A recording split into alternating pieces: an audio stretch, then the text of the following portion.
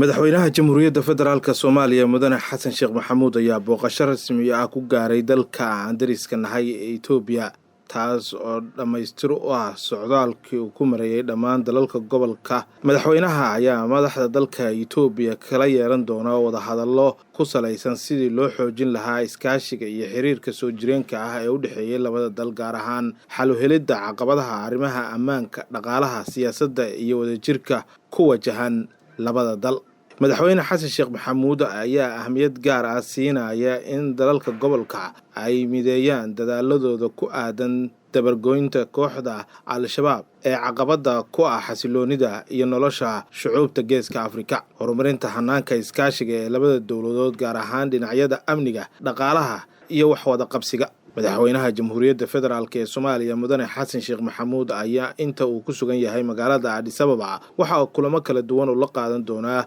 jaaliyadda Soomaalida ee ku dhaqan dalkaasi Itoobiya, isagoona ka xog wareysan doona xaaladaha iyo waliba duruufaha ku xeeran, isagoona ka dhageysan doona talooyin iyo tilmaamahooda ku aadan horumarinta iyo xasilinta dalka.